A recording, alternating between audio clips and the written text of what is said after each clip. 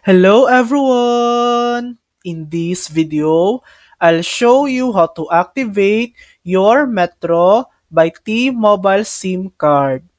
First, insert the SIM card into your phone and turn it on.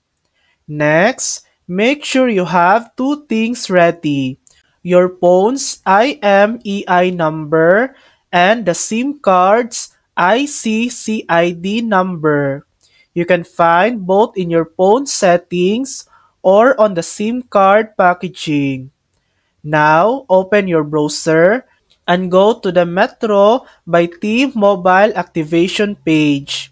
Or you can use the My Metro app. Log in or create an account. Then follow the steps to start activation. You'll be asked to enter your IMEI, ICCID, and some basic personal information.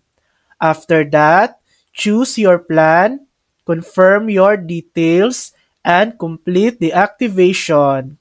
Once everything is done, restart your phone. Your Metro by T-Mobile service should now be active. And that's how to activate your Metro by T-Mobile SIM card. Thanks for watching!